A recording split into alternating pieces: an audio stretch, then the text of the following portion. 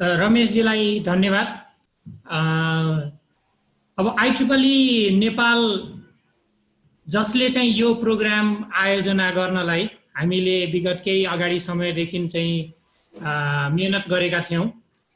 यो अहिले कोभिडको परिस्थितिमा टेक्निकल इभेन्ट्सहरू चाहिँ त्यसै पनि सोशल डिस्टेन्स र विभिन्न अरू कारणले गर्दा गर्नु नसक्ने परिस्थितिमा पनि हामीले यस्तो वेबिनार मात्र भए पनि केही चीज गर्न सक्छौं कि भनेर हाम्रो एटेम्प्ट हामीले कोशिश गर्दा यो अर्गनाइज गरिएको हो। IEEE नेपालको तर्फबाट भन्नु पर्दाखेरि चाहिँ नेपालमा सन् 2014 देखि सुरुवात भएको यो IEEE नेपाल सबसेक्सन चाहिँ IEEE जुन USA को मेन हेडक्वार्टरमा रहेको IEEE एज एन ग्लोबली सबभन्दा धेरै प्रोफेसनलहरू भएको सोसाइटी, 400,000 भन्दा बढी मेम्बरहरू भएको, मोर देन 160 कन्ट्रीजमा यसको चाहिँ नि ब्रान्च र विभिन्न सोसाइटी च्याप्टरहरू छ र यसमा मोर देन 1/4 भनौं न 100,000 भन्दा बढी चाहिँ स्टुडेन्ट मेम्बरहरू छन्। यो सबै IEEE को जुन 1 करोड स्ट्रेन्थ, त्यसको क्यापासिटी भनेको चीज नै के भन्दाखेरि प्रोफेसनली, एकाडेमिकली, टेक्निकली चाहिँ कसरी ग्रो गर्ने भन्ने हिसाबमा हुन्छ र त्यसैको ब्रान्चको रूपमा चाहिँ नेपालमा विगत 5-6 वर्षदेखि हामी सेक्सन लेभलमा त पुगिसकेका छैनौं, तर सब सेक्सन लेभलमा हामीले विभिन्न इभेन्टहरू अर्गनाइज गर्छौं। अब ओभरअलमा IEEE ले वर्षभरिमा 2000 भन्दा बढी कन्फरेन्सेसहरू गर्छ। 5 मिलियन भन्दा बढी चाहिँ डकुमेन्ट भएको जुन हाम्रो रिसोर्स रिपोजिटरीहरू हुन्छ त्यो एक्सेस गर्नु पाइन्छ। अब हामी यहाँ भएका जति पनि आज हामी यत्रो धेरै उत्साहप्रद यो पर्टिकुलर प्रोग्रामलाई रेजिस्ट्रेसन मोर देन 4000 चाहिँ मान्छेहरूको रेजिस्ट्रेसन थियो। अहिले यहाँ झन्डै 300 प्लस पार्टिसिपेन्ट हुनुहुन्छ। हामीले यो प्रोग्रामलाई सबैजनालाई यहाँ यो जुममा अकोमोडेट गर्न नसक्ने भएको हुनाले फेसबुक लाइभ गर्छौं भनेछौं। त्यसको पनि टेक्निकली हामीले यहाँ गरिरहेका छौं। तर ओभरअलमा हाम्रा यहाँ धेरैजना भाइ बहिनी विद्यार्थीहरू भएको हिसाबमा भन्नुपर्दा IEEE एज सच हामीले इन्जिनियरिङ, साइन्स, कम्प्युटर साइन्समा पढ्दाखेरि कतिपय IEEE को स्ट्यान्डर्डहरू पढ्छौं, विभिन्न थरी त्यसको चाहिँ प्रोटोकल्सहरू यताउता जुन चीजहरू पढ्छौं त्यो तपाईं हामी जस्तै यस्ता भोलन्टियर जो IEEE मेम्बर छन् उनीहरूले कन्ट्रिब्युट गरेर बन्ने चीज हो। हामी बीचमा अहिले जुन यो कम्युनिकेसन पोसिबिलिटी छ, यो वाइफाईहरू, यो सबै चीज भनेको कुनै एउटा कम्पनीको प्रोप्राइटरी टेक्नोलोजिकल इनोभेसन हैन। दैट इज यो IEEE को योगदान हो। IEEE मा हामी जस्तै भोलन्टियरहरूले सबैले बसेर एउटा कमन स्ट्यान्डर्ड के बनाउनु पर्छ भन्ने हिसाबमा IEEE नेपालले पनि थुप्रै कामहरू गरेको छ। सो त्यसकारण अब हाम्रो एज सच हाम्रो वान अफ द अब्जेक्टिभमा नै यस्तै इभेन्टहरू चाहिँ टाइम टु टाइम अर्गनाइज गरेर हाम्रो यहाँ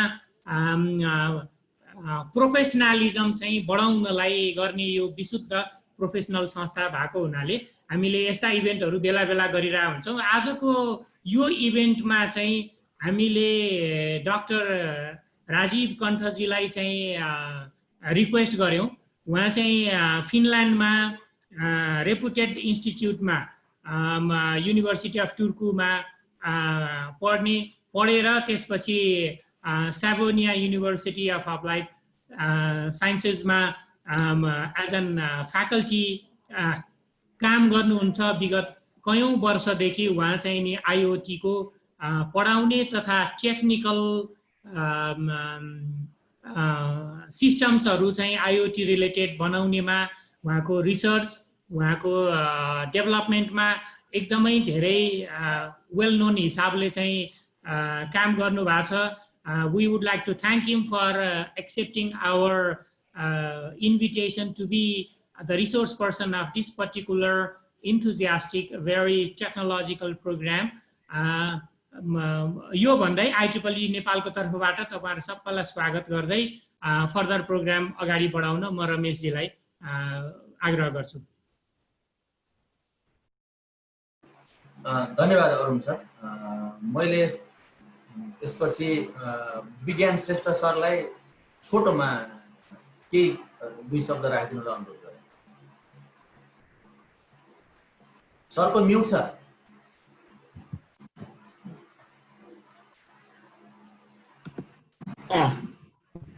धन्यवाद। सुनिन्छ?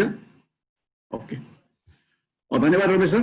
समयको पाबन्दीले म एकदम छोटो मात्र भनौँ चाहिँ अब यो हाम्रो IEEE नेपाल सबसेसनमा चाहिँ हामी 4-5 वर्ष भयो हामी चाहिँ अलिकति अगाडि बढिरहेको। यसमा चाहिँ अब जति यो आजको पार्टिसिपेसनको हेर्दाखेरि धेरै सो नेपाल सबसेसनमा चाहिँ अलिकति एक्टिभिटिज बढेको जस्तो आशा पला जस्तो लागिरहेको छ।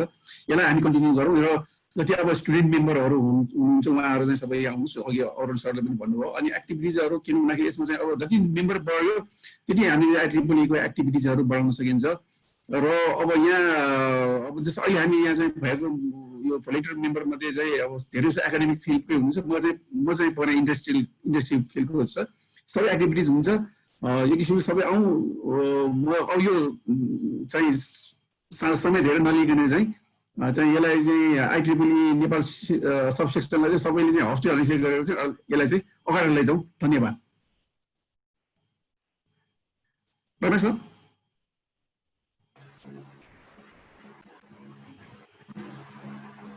धन्यवाद विज्ञान सर। मैले अब यसपछि विनोद भट्टराई डाक्टर विनोद भट्टराई सरलाई केही कुरा राख्नलाई अनुरोध गरेँ। धन्यवाद रमेश सर। आज हाम्रो अलिक छोटो लामो प्रयासपछि राजीवजी एक्टिभ भएर लाग्नु भएको छ। आज उहाँको कुरा सुन्छौँ। अघि अरुण सरले भनेकोमा एउटा कुरा अलिकति छुटेको जस्तो लागिरहेछ। हामीले 15 मा IEEE नेपाल सबसेक्सन बनाए पनि त्योभन्दा अगाडिदेखि नै IEEE एक्टिभ थियो, तर पार्टिसिपेन्ट लेभलमा मात्र एक्टिभ थियौँ हामी केही चाहिँ। च्याप्टरको हिसाबले EDS च्याप्टर भनेको इलेक्ट्रोनिक डिभाइस सोसाइटी, EDS को सोसाइटी चाहिँ यहाँ हामी कहाँ पहिलादेखि नै थियो। पहिला भनेको 2010 बाट नै रनिङ, तर we were under UP section, इन्डियाको UP सेक्सन अन्डरमा थियौँ। अब यो नेपाल सब सेक्सनलाई चाहिँ हामी सबैजनाले होस्ट गरेर विज्ञान सरले भने जस्तै नेपाल सेक्सनमा बनाउने हाम्रो धोको छ। हामी त्यसमा लागि पनि रहेछौँ। अरू अपर्च्युनिटिज अघि अरुण सरले बताइसक्नुभयो। आज विशेष पाहुनालाई नै स्वागत गरौँ। राजीवजीबाटै केही सुन्नुपर्छ। रमेशजी धन्यवाद।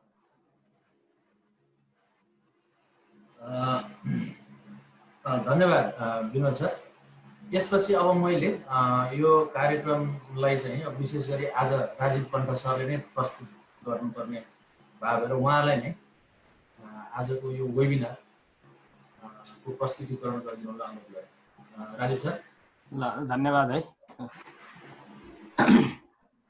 म चाहिँ आफ्नो के अरे स्क्रिन चाहिँ सेयर गर्नलाई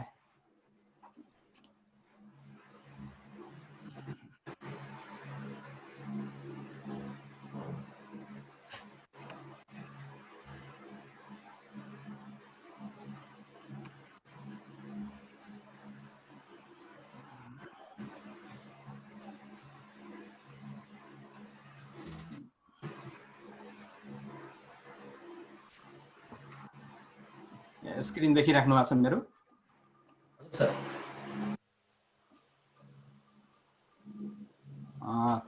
ल सो क्यान ओके। सो मेरो नाम चाहिँ राजीव कण्ठ हो। म चाहिँ के अरे राजविराजबाट हो, नेपाल राजविराजबाट। And today just a moment, I will keep it here so that okay. So तपाईले देखिराख्नु भएको छ द वेबिनार को टपिक चाहिँ internet of things systems from sensors and embedded computing to data analytics paradigm. So I will talk in English, and of course you can ask me later on in Nepali also. So I will carrying out this webinar in English, and of course I can talk Nepali, so we can talk anytime. So the topic today is the Internet of Things systems from sensors and embedded computing to data analytics paradigm. I will be talking today. These are some of the keywords which you see here: sensors, embedded computing, and data analytics. This program is organized by IEEE Nepal in association with Sagarmatha Engineering College. And I talked with Ramesh Shrestha sir, and he was talking about so many students from different, I have seen the lists of the students who were registered for this webinar. Actually, it's really inspiring for me that a lot of students liked this topic, basically Internet of Things systems. I would like to tell you that I am also being a member of IEEE since last 10 years, and I feel that it would be worthy to be a member of IEEE because you have opportunity to see many repository, as Arun Shrestha sir said. So you can look at it is worthy to be a member of this IEEE. Currently, I'm an adjunct professor at University of Turku, Finland, and also senior lecturer at Savonia University of Applied Science in Kuopio, Finland. So, as I said, we can do it in English, also in Nepali if needed. Sometimes, as I saw the webinar attendees, basically, so I saw that most of the registered participants for this webinar were students, some who are in different engineering colleges in Nepal, and different IT companies, some of the other educational organizations. And I found that this, I find that this webinar will be very useful for undergraduate, masters, and the doctoral students. You can see here my contacts. If you have something, maybe later also I will show this my email number. If you want to more about me, my research interest, of course you have opportunity to look at my LinkedIn and ResearchGate profile, which is given here. So now, first of all, I would like to introduce myself a bit in broader way. And this could be a motivation for all the students who are now studying in engineering college, in different engineering colleges in Nepal. So I did, you can see here, I did my electronics engineering from Tirubhuvan University Institute of Engineering in 1994 and 1998. And I kept one picture here, which I took from one of my friend Facebook page actually. So see here, this is myself, and there are several students who are the electronics, first batch electronics engineering students at Institute of Engineering, Tirubhuvan University.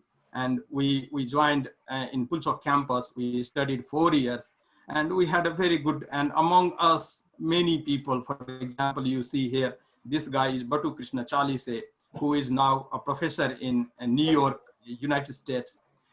This is Sriram Sigdel. So we did among, I think all the students are doing great actually.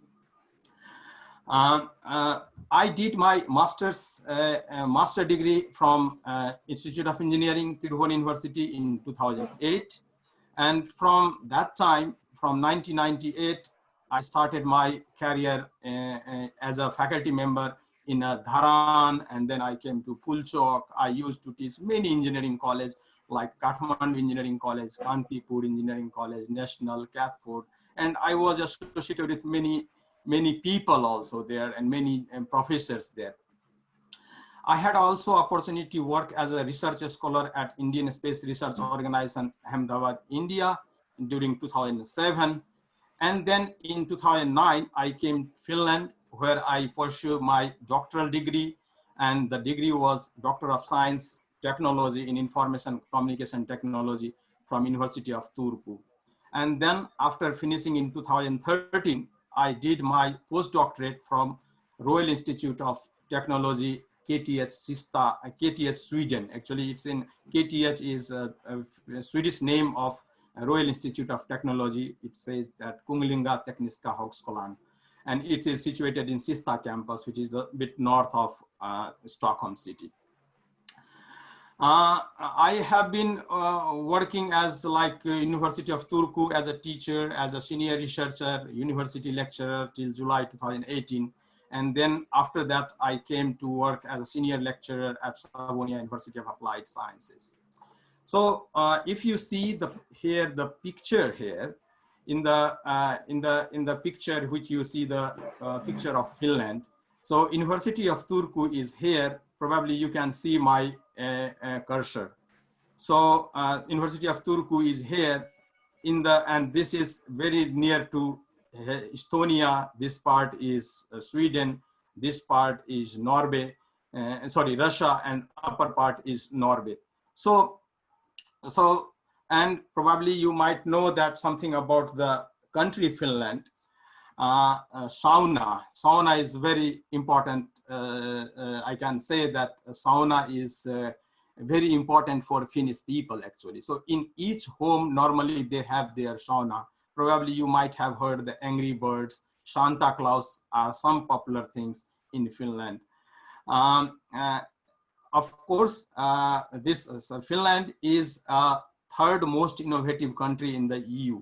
In European Union, Finland is innovative. So that's what I want to give a message to our Nepalese students, that we study, we do the study, but the thing is, main thing is we should be three things I always focus on in my teaching wherever I go. One is creativity, second one is novelty, something new, and the third one is the innovation. So these things are the pillars. I can say that these three, creativity, novelty, and innovations, are the pillars of Finnish education systems. And probably you might have known that Finland is offering very good education system in the world. So coming with that, I will come up with some few pictures of Kuopio, Finland, where I live here. So if you see here, this is Google Maps. I took this snapshot from Google Maps. Kuopio is here. I used to live in Turku here. Now I'm living in Kuopio, where Savonia University of Applied Science is situated. In Finland, if you see here, there are plenty of waters you can see here. Therefore, Finland is also known as a city of lakes, or the country of lakes. There are moreover like 188,000 lakes in Finland. Moreover, in Kuopio, we have many lakes. You see, this is the picture you can see here. Kuopio, it's a lake land.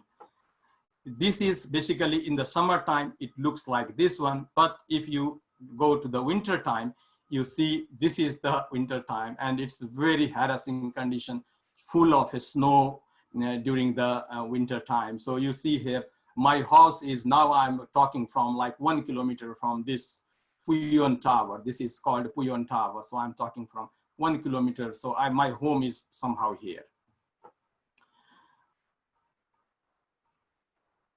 Can you see my, Ramesh, can you see my screen? Okay. Okay. Now let's talk on the agendas. Let's talk on the agendas. So the thing is, today's webinar topic, as I said, it's the Internet of Things systems. We must try to understand this term, basically Internet of Things systems, from sensors and embedded computing to data analytics paradigm. So today I will be talking on, first of all, I will introduce you what is Internet of Things.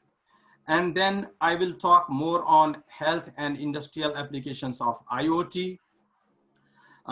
Then after, I will be talking more on this, some of the issues, that is importance and future aspects, why IoT is becoming a big thing, why we are talking IoT, and what is its application areas. So why it is important, we will look at that one. And then later, there are two topics, sensors and embedded computing, which are the part of this Internet of Things, and also the data analytics, which is being carried out in cloud, basically. So we will look out these topics. But before that, I will be talking something about one slide for the Finnish education system, and particularly what our university is focusing, how we focus, what is our goal, what kind of system we use in our Finnish education system. So let's talk about Finnish education system. As I said earlier, Finnish education system is one of the best education system in the world. You probably might have heard this, and it has actually, I can say that this is not like a best education system. Basically, government has made a plan, and all the people, actually the population of Finland is very little, like 5.4 million people living in Finland.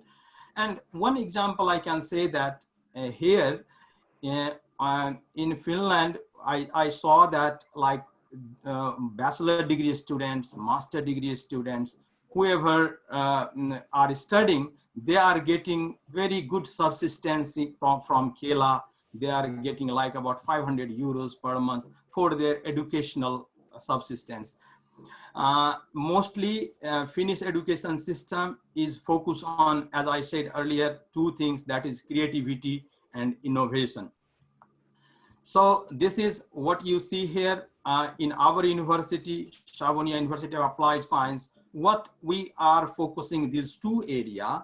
One is, we call it CDIO, conceive, design, implement, and operate. So this is the main slogan we use in our teaching, basically. So people or the students all the time had some plan. They have in mind.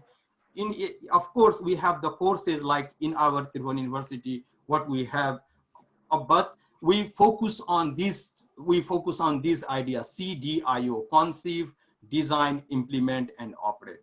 And we create an atmosphere which is called open innovation space. So students have all the time focusing on doing great things, doing new things, doing creative things, doing innovative things. So these are the, basically these things are the, I could say that these are the basic things of the pillars of this digital economy of Finland.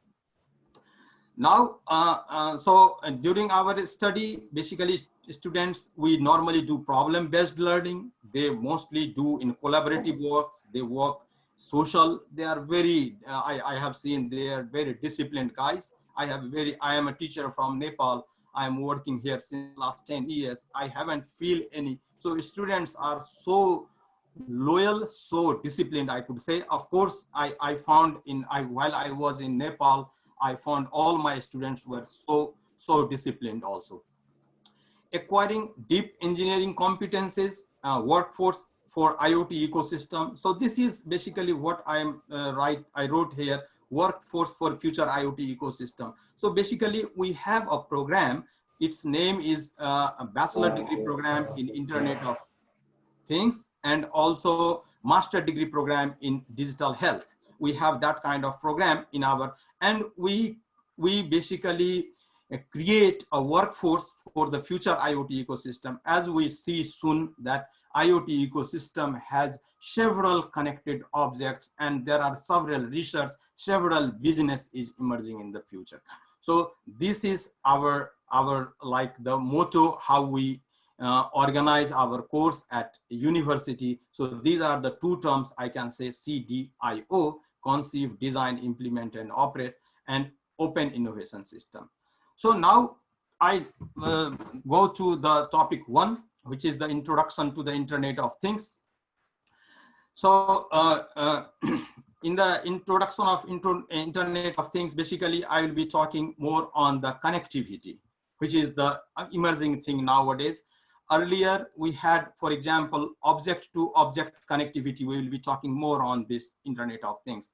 That's why its name is Internet of Things. So let's begin with the latter word, last word, that is things. So things is simply nothing. These are the objects. So in this topic, we will be discussing this global subscriber growth in terms of connectivity. We will learn here that what is IoT and why IoT is a big thing and has the future. And we will also discuss some of the entities that are contained in the Internet of Things. So the first is the global subscriber growth. So if you see here, this is data taken from gsmaintelligence.com. If you see here, the global data, this I took in May 2019, and this is taken recently, July 2020. You see here, mobile connection, including licensed cellular IT, is here about 8.8 billion. But here, if you see here, in 1 year, 2 billion more devices are connected together. What does that mean in practice is that, so the rate here was 6.2% was increasing, but now it is 6.82%. In 1 year, 2 billion objects, 2 billion licensed cellular IoT objects have been connected already. So this is a huge thing. Basically, we need to understand if 10 billion, so and the people or the researchers or the scientists have predicted that in 2050, or so maybe it should be in 2020 itself, about 50 billion, including both mobile subscribers and IoT connectivity. So this is the data for the in licensed cellular IoT connectivity, and this is for the mobile subscribers. So which is also increasing. If you see here, 5.1 to 5.2 billion subscribers.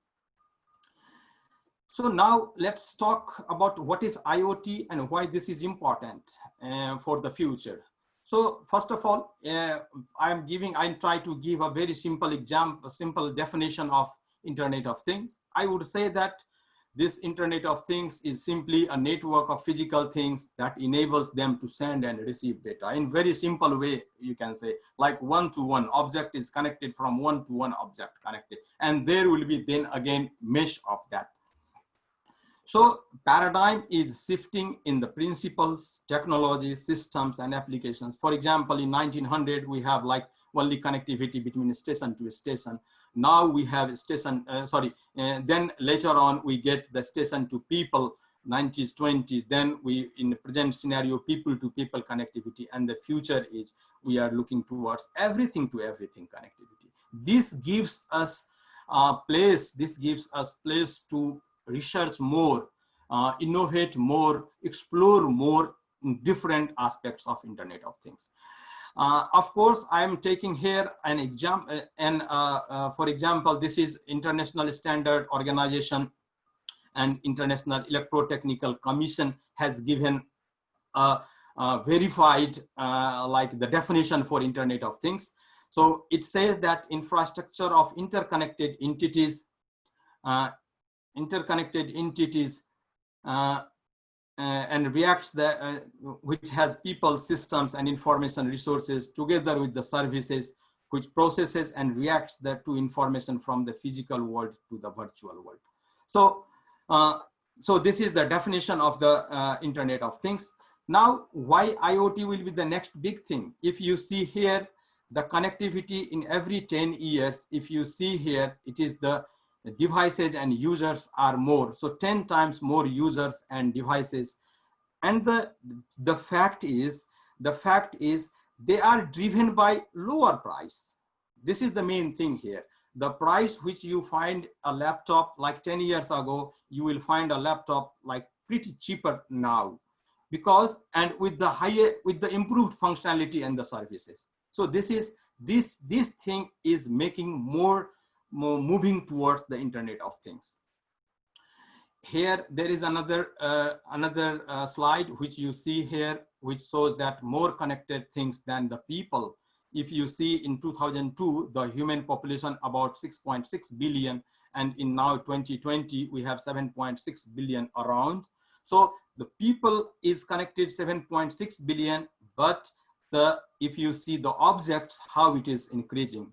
So it is increasing very rapidly, and it tends to be so the thing is, in the future, the human-driven world paradigm is shifted to the data-driven world. So data-driven world is coming. As you know, nowadays we are talking about the social media and everything. So all depends on all basically the information. Therefore, we call it human-driven world to data-driven world. So of course, Internet of Things is part of this. Now I will talk about some entities of the Internet of Things, basically. So let's begin with a word which the things we talked earlier. things earlier. So in things, I will take an example of a refrigerator here, simple refrigerator here. This refrigerator, this is open now. So if you close it, upper side is, for example, the freezer, deep freezer, and this is the refrigerator. So this is a thing, basically this is thing. So the concept here is, this is a traditional refrigerator, and now we need to make it little bit more smart, or little bit more identifying, like you need to make it more intelligent in that sense. So for the intelligent, for example, if this door of this refrigerator is ajar or half open, for example, it doesn't give you any beep sound if it is open. But if you could use some digital circuits or the digital electronic circuits, if you could here use something, if it is open, it can see you, it can tell you some notification, hey, your refrigerator door is open. So what do you do here? So you do here, you add the intelligence to it. And to do the adding intelligence, what you have to do is you need to add some of the, for example, you need to add some circuit, you need to add some intelligence. That is here, I can say it's a microcontroller, which is an Arduino microcontroller. At least you need to use some electronic circuit, which gives the value. These things can be little bit intelligent, more intelligent. So, and then so this, in this way, this is the smart things basically. So this tends to be a smart things. Now, so this smart thing always utilizes its resources, which it has already. For example, in your refrigerator, if you have, for example, milk or sugar, something, if you have, when you come from the office, and probably this refrigerator could tell you, hey, why not you eat some pancake? You can use some pancake in your refrigerator, milk is there, all the ingredients are there. Why don't you make the ingredients? So this means that you are making your things little bit more intelligent, little bit more smart. So that's how, if you make this kind of thing, you need to add some kind of intelligence. And nowadays, adding intelligence is meaning that you are adding some circuits, you are adding some logic things, you are using some digital electronic circuitry there. For example, if you have, so it can utilize its own resources, as I mentioned earlier. For example, now it is connected with the network. So now your refrigerator is being connected with the network. It means that this refrigerator is not only smart, it is now networked also. So this means that now your refrigerator is even can tell you, hey, now you have the refrigerator, and this is connected with the network. So it can tell you that you can buy some, for example, if your refrigerator doesn't have food material like vegetables or butter, for example, butter, if you don't have in your refrigerator, what it can tell you is that it can analyze all the data from different vendors. For example, we have nearest market, K market, or some other in United States, like different mart. So they have the possibility, the refrigerator have the possibility to analyze the data from the different vendors, and it can tell you that, okay, this is the cheaper one, it is the low fat one, and the refrigerator can recommend you that, hey, this is the very good butter for you, for your health. So that is so it has, so ultimately what we are doing is, we are from things to making intelligent, we are making smart things, and then network, and we call it, this is the Internet of Things basically. So in Internet of Things, this is, as I say, it's network, it's a mesh network. So this is the very simple definition of Internet of Things. Now I can tell you one more thing in Internet of Things. We have recently published an article, which is Educational Approach to the Internet of Things, IoT Concepts and Applications. This is a very basic paper, this paper is written for those students who are unaware, who don't know anything about Internet of Things, or the people, or the managers, or the organizational people. So I suggest that if you could have some time, you can, and this paper, fortunately, it is full text is available in my ResearchGate profile. You can find it and you can see what Internet of Things, what Internet. So therefore I keep this paper here. Now I move to the last part of this Internet of Things, topic 1. This is the last part of Internet of Things. So I will show you a small video, which is like about 2 minutes of video. Let's look at this video. And of course, I can tell you about this video is, this is from the Intel Corporation. And of course, it is a little bit advertisement of Intel, but I don't want to do any advertisement of Intel. Of course, we need to learn something anywhere from anywhere we can learn. So it is for the students, it would be very good to see this 2 minutes video. I will run now. By now, you may have heard the term Internet of Things. Sounds interesting, but what does the Internet of Things actually mean? IoT is an evolution of mobile, home, and embedded applications that are being connected to the internet, integrating greater compute capabilities and using data analytics to extract meaningful information. Billions of devices will be connected to the internet, and soon, hundreds of billions of devices. As related devices connect with each other, they can become an intelligent system of systems. And when these intelligent devices and systems of systems share data over the cloud and analyze it, they can transform our businesses, our lives, and our world in countless ways. Whether it's improving medical outcomes, creating better products faster with lower development costs, making shopping more enjoyable, or optimizing energy generation and consumption. Here's an example of the big picture. Imagine an intelligent device, such as a smart traffic camera.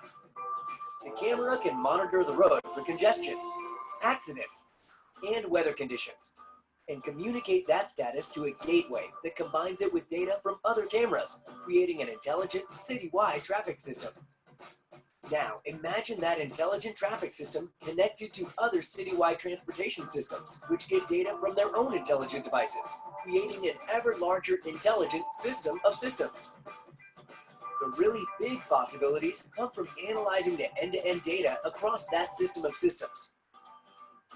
For example, let's say the city's intelligent traffic system detects massive congestion due to an accident. That insight can be sent to the citywide transportation system, which can analyze the accident's impact on other city systems. Recognizing the accident is near the airport and 2 city schools, it could notify those systems so they can adjust flight and school schedules. It can also analyze and derive optimal routes around the accident and send those instructions to the city's digital signage system to guide drivers around the accident. And that's just one example of the potential benefits that can happen when intelligent devices share insight with other systems, forming ever-expanding systems of systems. Okay, so now I move to the next slides. By now. So now I move to the next slide, next topic. So this is topic 2, and we have 5 topics. So the health and industrial applications for IoT, of IoT. So I will be talking here in some of the health and industrial applications, basically in health, like baby monitoring or some, so it should be probably for you, it would be very interesting, I suppose. Let's talk. So basically in the past, we were thinking about, for the baby monitoring, we may think of the use of surveillance camera, basically, to keep an eye on the baby at all times. But nowadays, parents basically are also interested in knowing some physiological parameters. For example, physiological parameters for other than the body position, such as breathing, oxygen level, skin temperature, wake up, sleep pattern, and also ECG or heart rate. And these monitoring devices can be integrated with other IoT devices, such as thermostat and camera, to the closed loop. And for this instance, if the body is too warm, for this instance, for example, if the body of the baby is too warm, the thermostat will automatically adjust the temperature. So this is very small example of this baby monitoring. So what basically happens here, we try to understand how it works, what are the network, and what kind of activities happening here. So here are the examples of a smart baby body suits and shirts. If you see here, the baby suits integrate multiple senses to measure breathing, skin temperature, and body position, and also wake sleep pattern in real time. And the shirts measure oxygen levels and the ECG data. So how do this really works basically? So let's go into the body shirt. If you go into the body shirt, you see that the device here, which you see here, this is the turtle, which is named as a turtle and sends information about the baby physiological parameters to a nearby reader, which is called the lily pad here, using a Bluetooth low energy.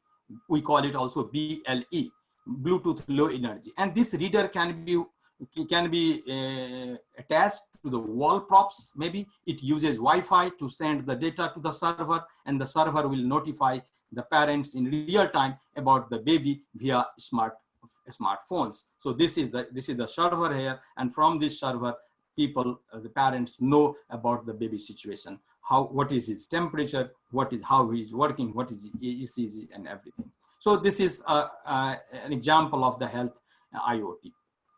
Similarly, I will be talking a little bit more on this urinary tract infection monitoring, urinary tract information, infection, and this is of course for baby also and for senior people also. So, and this is the interesting application is a smart diaper. We call it a smart diaper. So a smart diaper integrates sensors into a diaper to continuously monitor chemical properties of the baby's urine basically. For example, the detection of urinary tract infections, there are two options, urine culture test and dip stick, but they have the limitations. So we can embed the dip stick in the diaper, and yes, we can do that. And if you see here, this is the data from the United States. You see this is really urine culture test is accurate but time consuming. So dip stick test is a fast and high false alarm rate. Therefore, this is a IoT health, I can say, devices which are embedded in this, the sensors embedded in the diaper basically. How it works basically, so this how it works, the energy of the operation of the sensor is harvested from the urine via paper rechargeable battery that is also embedded in the diaper. So that is urine will charge up the battery and then will power up the sensor. And similarly to the UTI dip stick, the color of the reagent strip, which from the white to pink. So if it is white to pink, it comes with the presence of the nitrate in the urine. The color change is sensed by the pair of LED, which you see here. This is the photodiode and light emitting diode, photodiodes. The measurement is sent to a reader via, again, the Bluetooth low energy. And similar to the baby bodysuit and the shirt, the reader could have used the Wi-Fi to send the data to the server, and the server would notify parents in real time about their baby via the smartphones. So this is another example. So this is also in elderly monitoring. We can do this in inconsistence management. So this is a similar concept has been used for the elder people. We call it incontinence management. In most nursing homes, if we see between 40 to 60% of residents suffer from urinary inconsistence. And we can use this kind of smart diapering things to improve the quality and dignity of the care, not having to disturb any elderly with the use of IoT devices. Okay, so this is elderly monitoring, which is fall detection. So this is the third example of the IoT healthcare. So this is the data from United States, and 1/4 of Americans age 65 falls basically, and it is a huge money actually people are investing on their fall detection, which is given here. So every 11 seconds, an older adult is treated in emergency room for a fall, and every 19 minutes, an older adult dies from a fall. So this is a huge, this is very sensitive data. If you see, every 19 minutes, people die from a fall. So how technology can help them to make alert to the caregiver at the instant of time, at the real time, basically. So, and IoT devices, fault detection devices, I can show you in the next slide that how this can be done.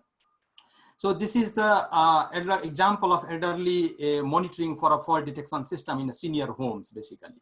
So details from the motion sensors are sent to the server via low data rate cellular modems, and the server analyzes the data and determines if there is a fall event.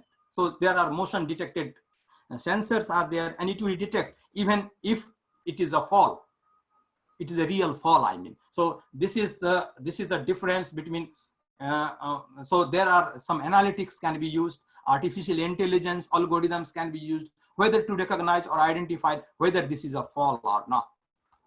If so, an alert, if this is a fall, then it will send an alert to the caregiver in real time, and there could be many possible ways to implement the fall detection utilizing the alternate technology. Here is just an example, and I believe that this kind of systems have the great potentials in similar, in many applications like this. The last example is the mood enhancing.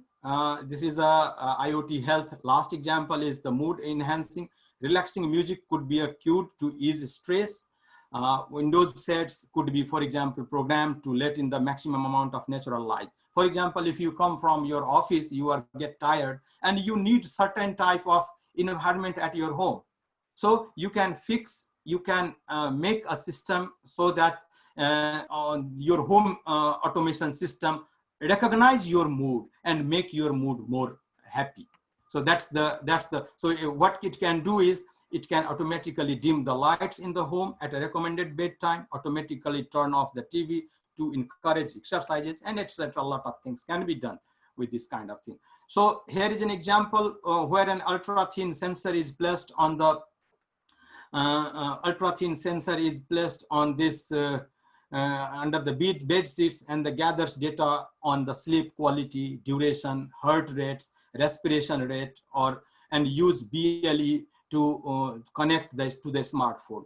So the user will get a report on his or her sleep quality in the next morning. So the objective here is to sleep information may help the user figure out why he or she may feel tired or in a bad mood. Hence, the system will create a feedback mechanism for the user. And if you see, I wore a watch here, so that also gives me my sleep pattern, how I sleep, what is my blood pressure values. And so this kind of thing, this is an IoT device, I can say that.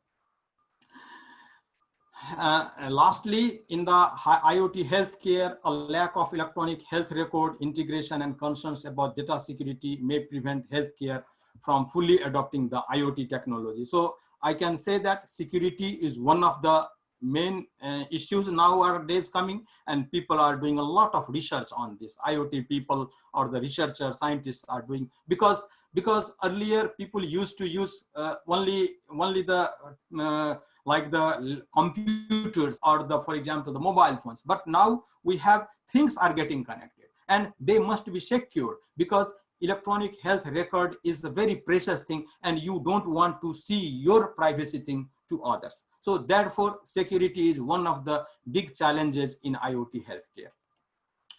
Next, I move to this smart city solution, which is industrial IoT applications, I could say that. So it is about the everybody lifestyle and considering the human factor account. And this is just best illustrated by its application in making a city smarter. How we make the city smarter? So there are lots of cool applications in making city smarter, ranging from reducing resource consumption, streamlining operation, enabling better, for example, enabling better services to the citizens, offering a safe community. And among them, we will look into smart waste management, smart parking, and for example, smart street lights. So we will talk a few examples of the smart city solutions. And the first is the smart waste management. So let's go get started with the smart waste management. So here, what we see is here it is an airport in Dublin. If you see in your screen, the left side in the screen, the picture is the Dublin airport. smart waste container is here, and this is the New York City basically in the right side. So each waste container was collected up to 4 times a day due to the lack of knowledge on whether the container was full or not. And this is not only costs money and time, but also created disturbances to the travelers. And another example is that New York City is overflowing bins, for example, narrowing sidewalks, and it is unpleasant smell and like scenario is coming up. So we need to manage this kind of situation, for example. So the concept is, of course, we have a way and we can do it using the smart waste management system. So in a smart waste management system, each trash can be equipped with, for example, with wireless ultrasonic field sensor. We have used this kind of field sensor already in our projects. I can show you a little bit later. And sometimes it is also equipped with sensor to detect when the trash is too smelly. For example, if too smelly, there are another sensors which can detect that, and it will give an alert to the people who is collecting those garbage bins basically. So the control center monitors the real-time trash can fill and other status, and based on this information, the control center plans the trash collection schedule and also the collection routes, which will be very optimized basically. And a lot of research is going on this. I have seen a lot of papers, a lot of articles on this, and a lot of algorithms. So I suggest our engineering students who are now studying bachelor degree or master degree, they should go and look at what could be the best possible way and what could be the best possible and efficient way to design and develop that kind of systems, particularly for Nepal, or maybe this could be a household also. It's not with the city blocks, but also could be the household also.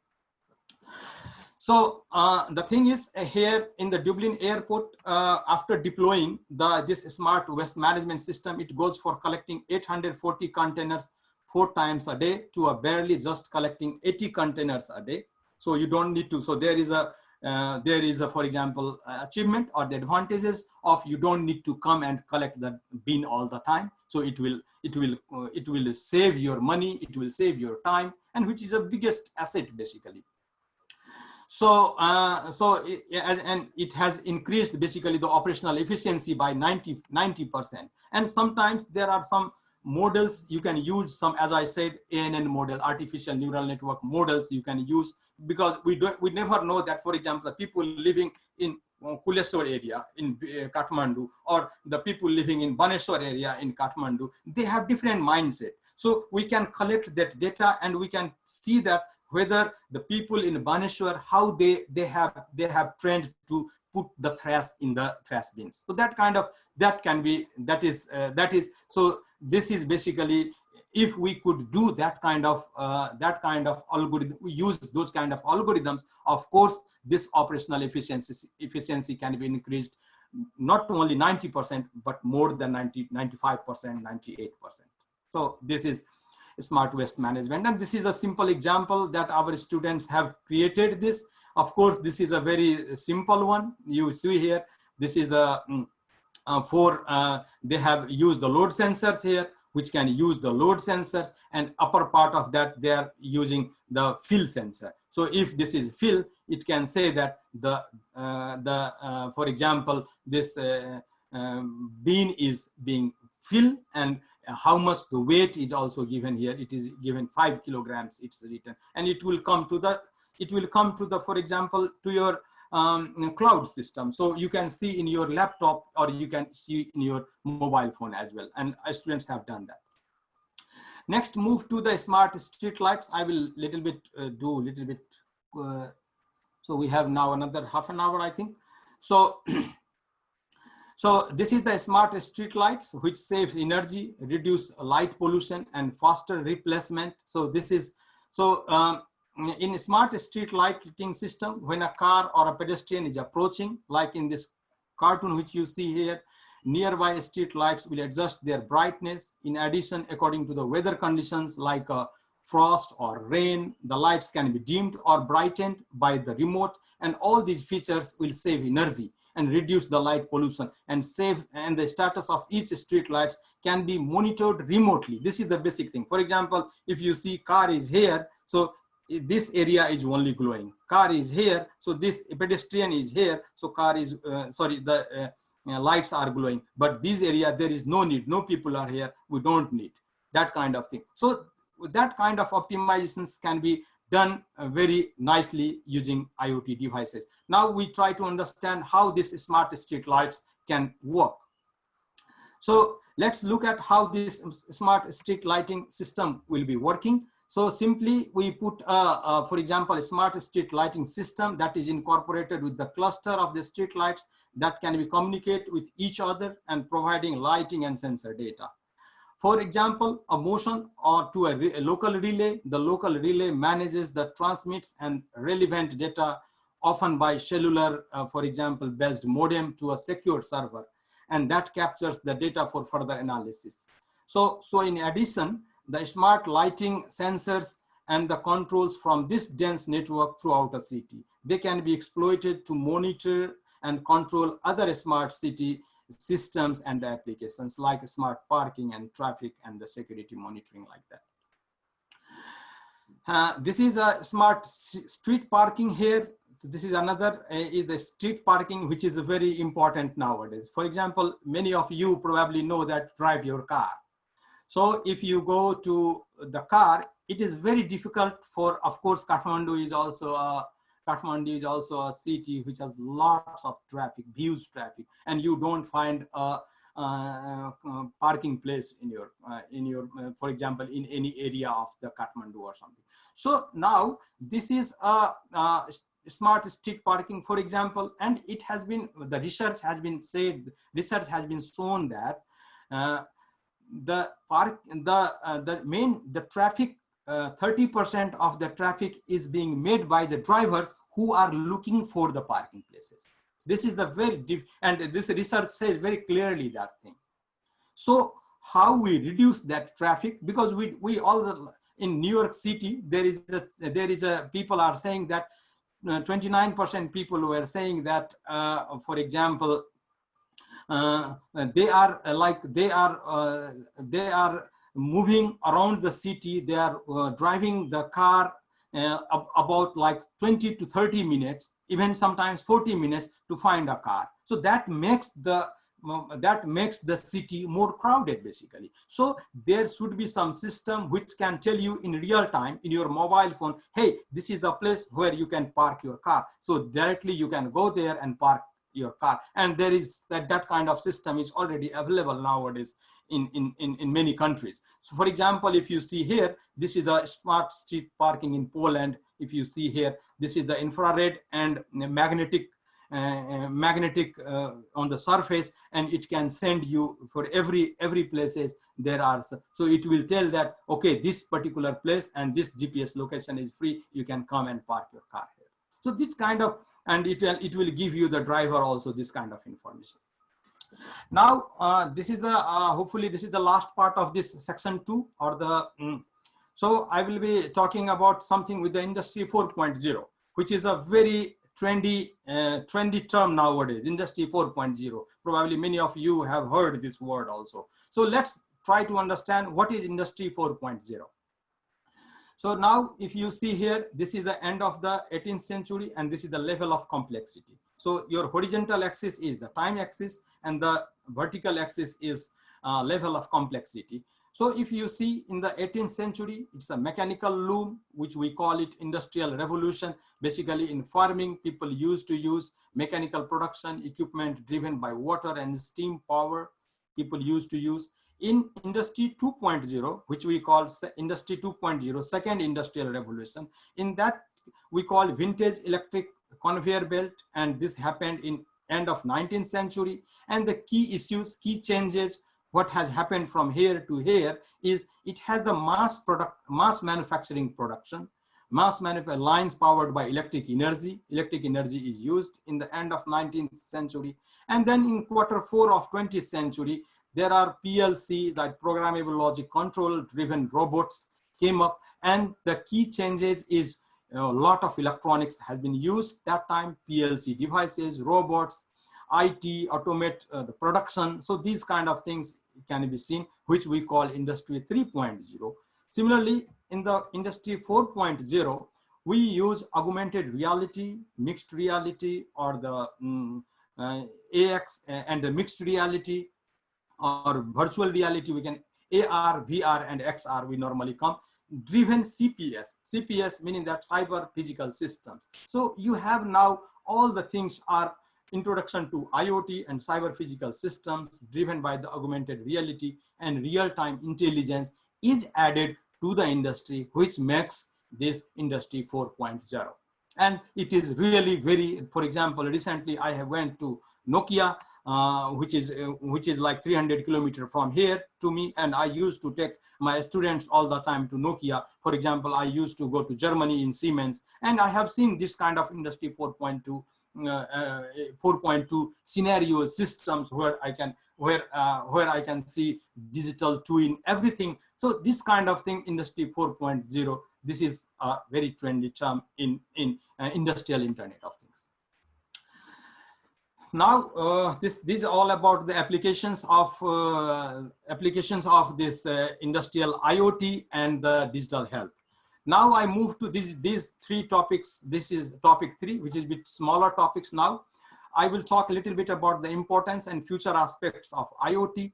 So future trends of IoT, if you see here, there are convergence of several costs. So why basically IoT is emerging? That is the big question actually. So of course, we can see in the earlier slides that things to things connectivity has been massively increased.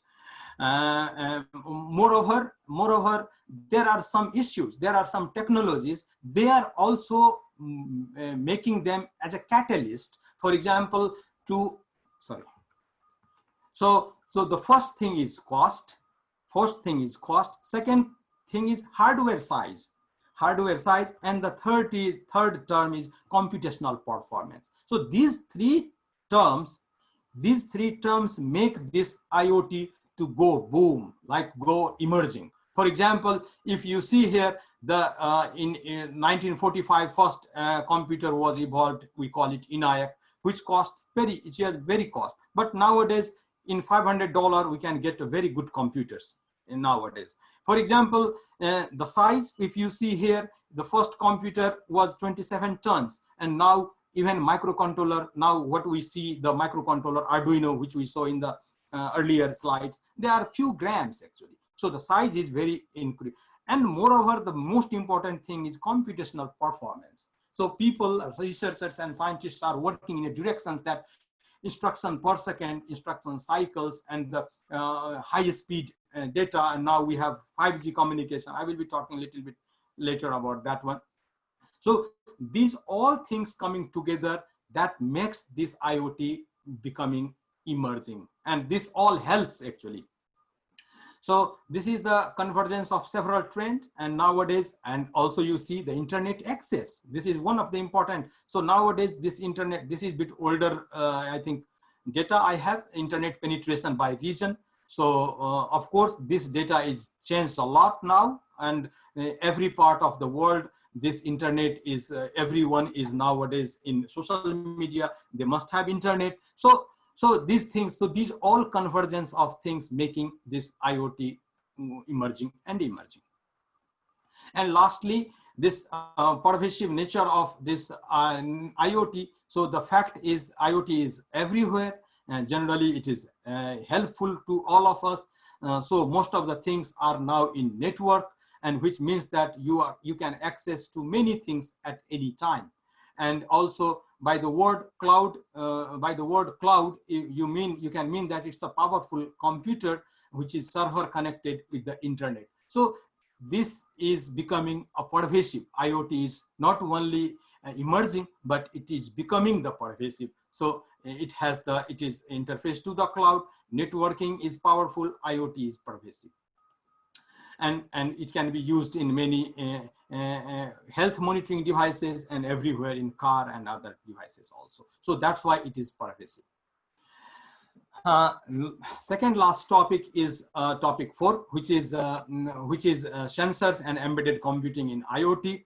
And in this part, probably I suggest the students who are listening this webinar, I'm not going to talk more on sensors, theoretical concepts. I will be going to tell you what I have done, and what my students have done in respect with the sensors and embedded computing in IoT, basically.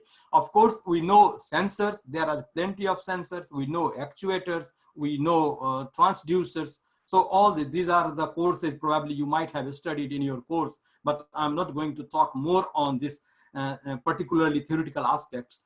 So I will be talking a little bit about first on this Savonia, what IoT studies we are focusing on.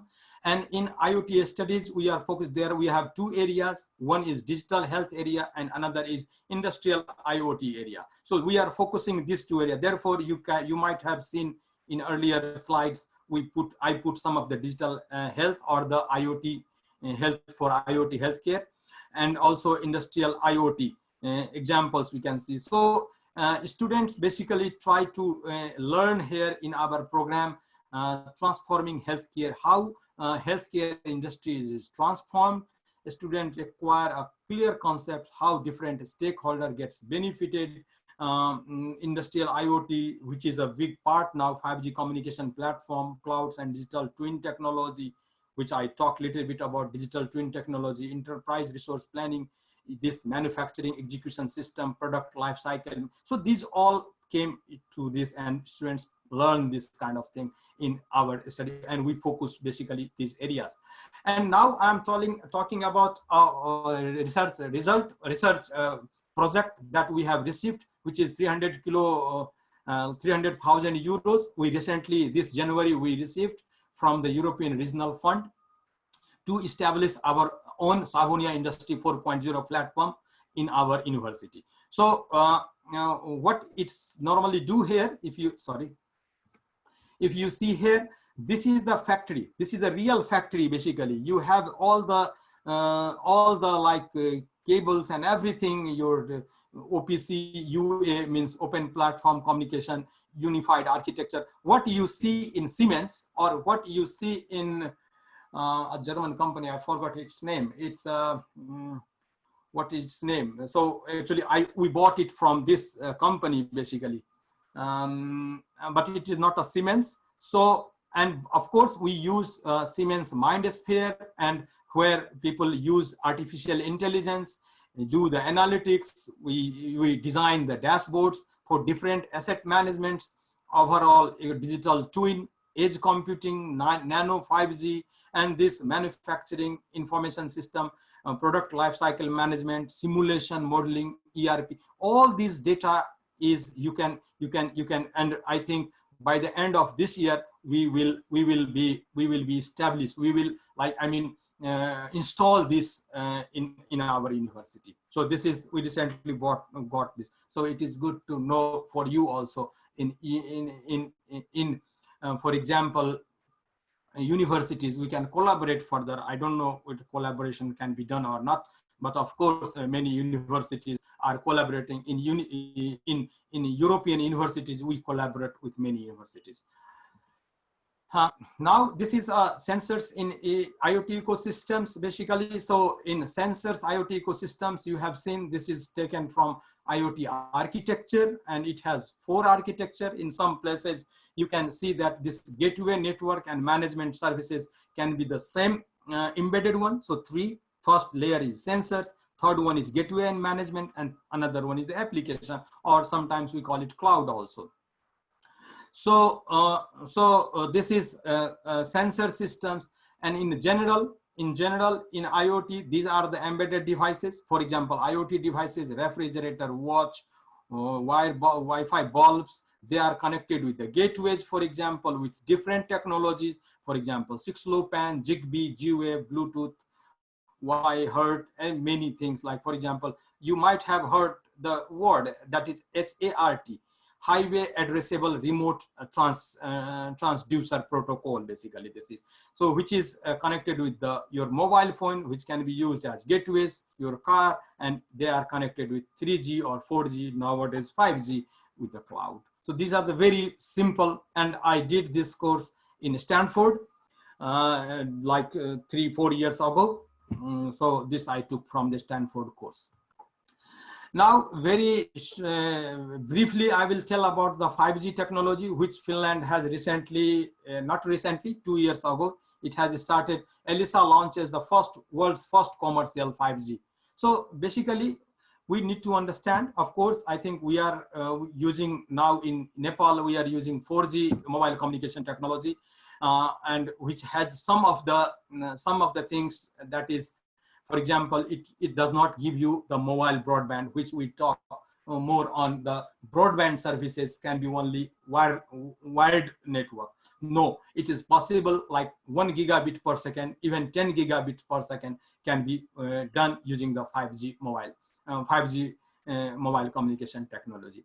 Second is the machine-to-machine communication connectivity. So this is the biggest issue, biggest thing that 5G support IoT. Basically, it has a capacity to connect more and more Internet of Things devices together. For example, if you see here, it's written that massive connection will support vast number of connected devices, thereby allowing Internet of Things to flourish.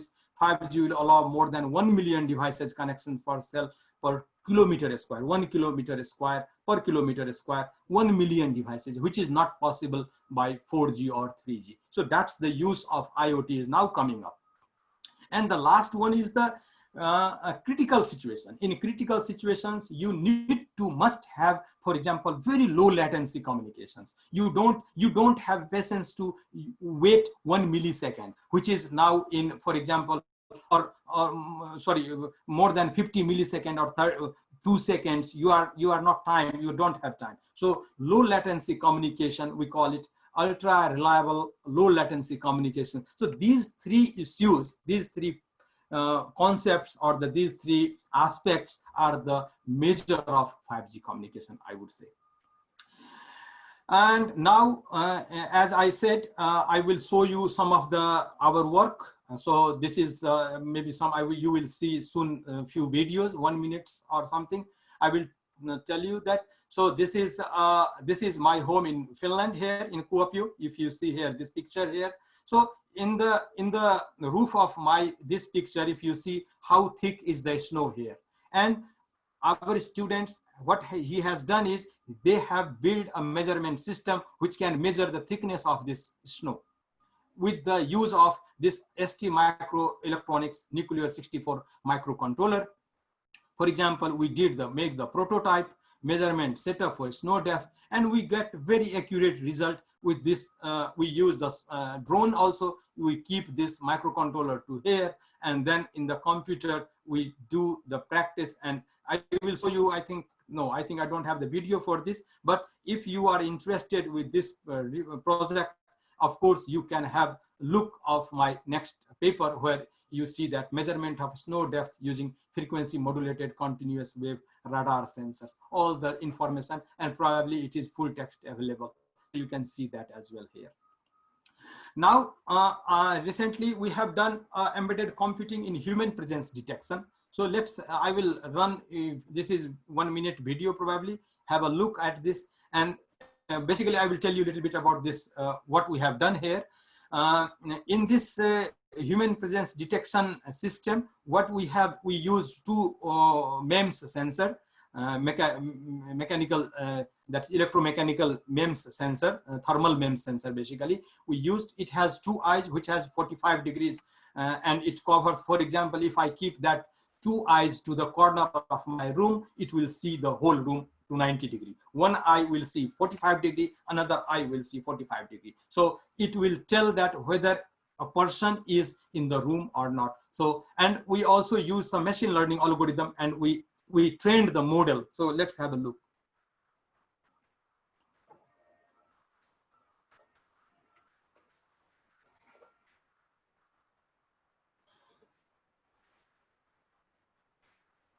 Yes. So yeah, this is yellow which you see here, willow which you see here. This is the degree temperature is given here of the body. So this is my student which you see here. So he is putting the like 10 meters from the sensor, and we can see this yellow one is the temperature of the body, and it is how it is. 100 milliseconds, I think, is the Arduino itself.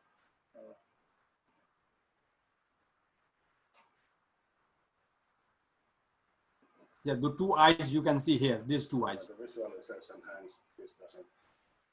Yeah, now I stop here.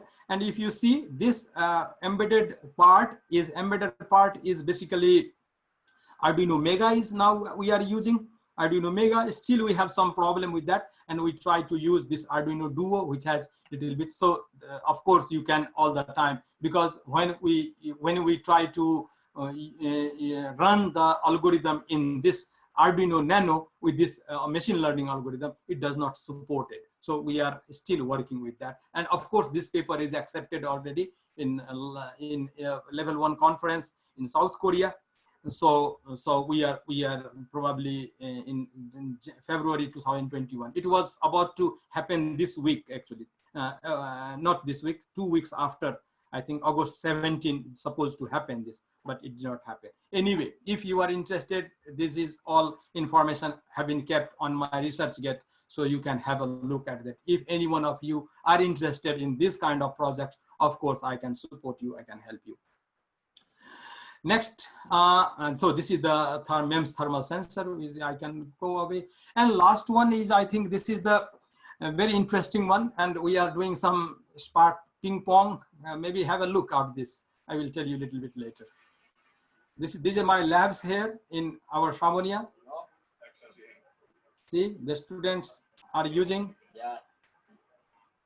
If you see here in his hand here, he has used the battery, and in this pad, smart ping pong pad, if you see here, they have inserted very thin chips, very thin chips, which can have the capability to connect with the cloud. And all the orientation of this ping pong pad can be seen visually in the real time in your mobile phone or in your laptop. So that is the issue we recently do. They are very interesting, actually. Probably most of the students who are interested with this kind of thing. So that's why I took it in the embedded computing. Now, sorry, yeah, and this is the video I can show you. If I can show it. Yeah, so here this is the thing which is you have to keep in your hand. And look, this is now in the YouTube also. So now, see, this is the model, actually, where Unity 3D modeling we have done here, and then all the orientation data can be displayed in real time here. So, and still we use, I think, Arduino Nano for this application. So these are some of the applications that students are working with it. Now I move to, and this is also, this ping pong paddle is kept here. If you are interested, you can look at this paper. And this is Tuomas Korpi. If you see here, this is my student. He's a Finnish guy. And so this guy is doing great work, actually. So, and I I supervised him a lot, and he's doing great work. We have similar other paper also with this. And the last part is the data analytics part. So in data analytics part, I will be talking a little bit about, probably you might have see that data science, data scientists, data analysts, right? You might have seen that kind of thing. So data science, data analytics are engineering, medical sciences, transportation, sports, and so on.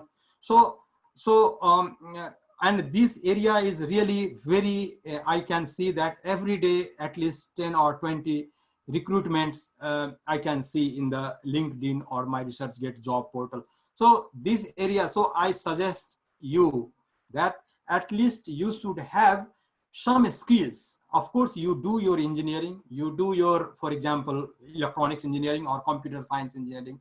But beside that, you should have your own skills, something. And I can say that this data analytics skill, if you have, it's very easier to get job abroad. Of course, you can do work from home also, like in Nepal also. But so in that aspect, I am showing you 2 or 3 examples that we have done. So very quickly, I will run through these slides. So one is the sports analytics. So the SMOT analytics, we work with this motion estimation analysis. You see here, this is, we took the video from Turku, it's in Turku, Finland. We have a hall here, its name is Kupita Sports Hall, Kupita Sports Hall in Turku. So you see here, this is a girl is running here, and she has having the pole, and we try to find all the data from her movement, her center of mass, for example, a speed of how long she put the feet on the. So these are some motion analysis we can see, and we try to use it with the inbuilt MATLAB program, but it didn't work because of changing posture of the images. And then what next? We do the extracting silhouettes. So we try to do the silhouettes. We calculated the silhouettes, and with these silhouettes, it is possible used to Python programming, CV2 library, and then we use some algorithms to get this kind of picture and the videos basically. And ultimately we got the results with that lady, that horizontal step distance, how is the horizontal step. So a step between first step and second step is 140, 158, 170. So see now, and this is can be displayed. The speed of the athlete 7.2 meter per second, 5.2 meter per second, 5.3 meter. Feet contact time, how long that lady put her feet on the so this kind of thing, and it is streaming to the online mobile also, so you can see in the real time how she is doing, and it is very comparable. For example, this was a small seed project we had in University of Turku, and also we made using MATLAB some GUI, graphical user interfaces, so I don't want to. So that, and this is also published, so you can have a look on this if you want, if you are interested. Now the second thing is the structure of a multi-junctional solar cell. So of course we have worked several areas, and particularly we used this artificial neural network algorithm to optimize the thickness of this, which can give you the best quantum efficiency or the conversion efficiencies. Probably many of you might have heard this tandem solar cell, which has two ends, front contact and back contact, and this is the 3-layered N-type, P-type, and intrinsic silicon. So we have done a very good work, which is published also, and it's like from 100 to this 800 nanometer, which is the wavelength of the sunlight. We get quantum efficiency about 74%. And the issue here is optimization time was quite big, and it took like 2 weeks for us to optimize this if we do manual iteration. So what we do is we try to do the ANN, that is artificial neural network, and data analytics procedure. So we have some data from the SCAPS tool, and then we use MATLAB to perform the ANN. Here we have the input and output parameters. What are the inputs? For example, these three, which you see here, which you see here, the thickness of this one. So thickness of this PSI, ISI, and this NSI, spectral power, input power, and what is the temperature and the voltage, and lastly is the current density, which you get from the outside. So we use the neural network fitting app. Of course, you have, as a student, you can use build some of the, if your network fitting app in MATLAB has several fitting apps, and we end with up like 40 hidden layers and 1 output layer. And we use this training data, validation data, test data, and the common algorithms that we have used. There are 3 common algorithms. Among that, this Bayesian regularization algorithm, which we have used, is a very prominent one, and it gives me a very good result basically. So if you see here, the time taken is only 30 seconds.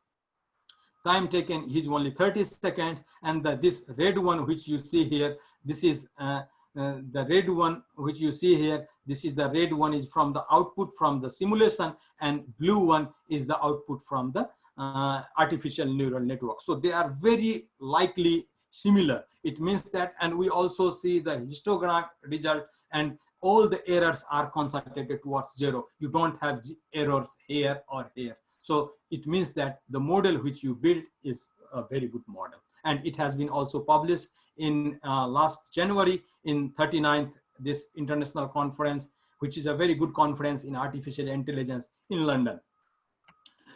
And the last, this is the last one. So propose and methods we have recently done. This is ongoing work. I cannot tell you more about that, but we have done some of the things on COVID-19 data analytics. So we created a predictive model for upcoming months and the comprehensive study of the present scenario of COVID-19 infection in India, Brazil, and Russia.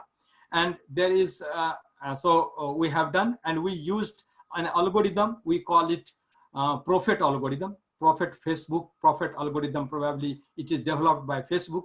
We did a little bit tweak in that and try to get the forecast. Of course, this is amazing. I can tell you that the forecast which we have done, our prediction, it is even India case is increasing a lot. It does not, I don't know. But somehow we try to use the cases which Italy, India, Brazil, Russia, so per day cases and death cases also. So this is, and we have get some other results also now. I cannot tell you now, but of course this is a huge, probably this is very popular nowadays. And this is the concluding remarks on this research for the students, particularly for the motivation. I can tell you that there are these areas like monitoring, sensing, communication, process management, applications, and also in the vertical silos are security, privacy, and programming model and evaluation. So these are some of the IoT research areas that I suggest that if you are interested with IoT, you can take which is interest to you, which is more interested. For example, some of you might be interested with security. Some of you may be interested with wireless communication, how two objects communicate to each other, what kind of protocols is being used to communicating. And downward is sensing, so like what kind of sensors. So a lot of applications, a lot of research can be done in these areas if you want to do or pursue some research on IoT. Of course, I am from Finland, and of course, if you have any questions or anything, of course, I can support you as I have said earlier. So with this, I will conclude my webinar talk here. And with this, I would take this opportunity to thank you, all of you, and especially I will thank Ramesh Shrestha sir, who organizes this webinar and had given me opportunity to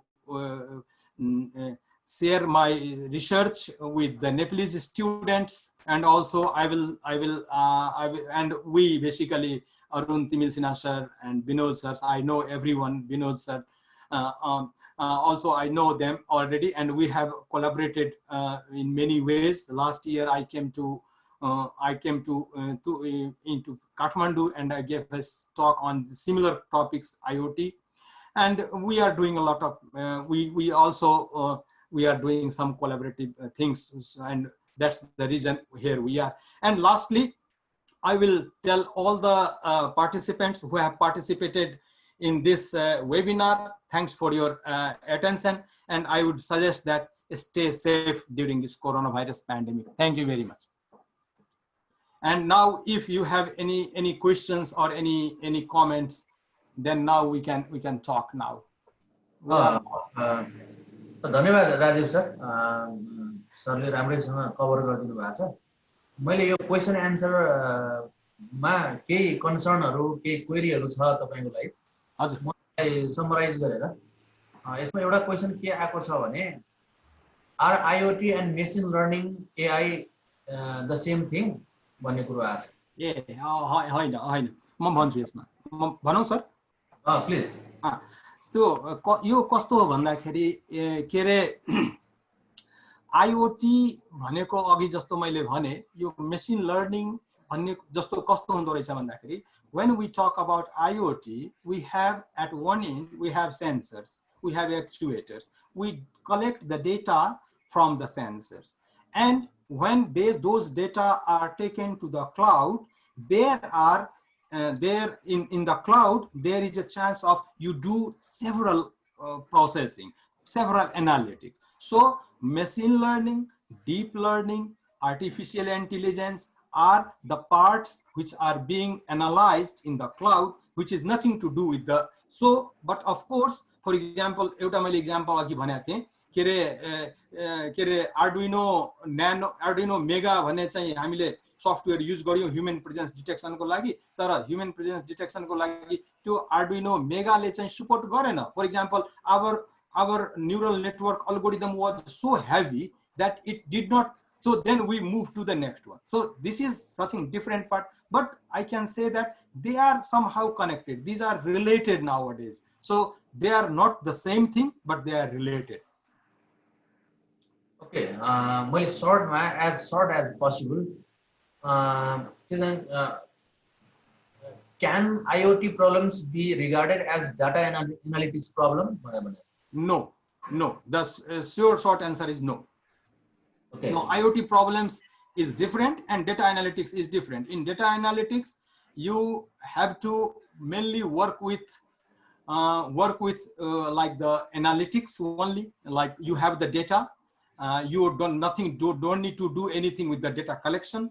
You don't need to do the embedded things. Only you did not need to do, for example, for that you use Python programming or C++ or simple C program to you make your own algorithm, or you use some, for example, some of the algorithms which is already made, and you can improve that algorithm with the ready-made algorithm. So this is different thing.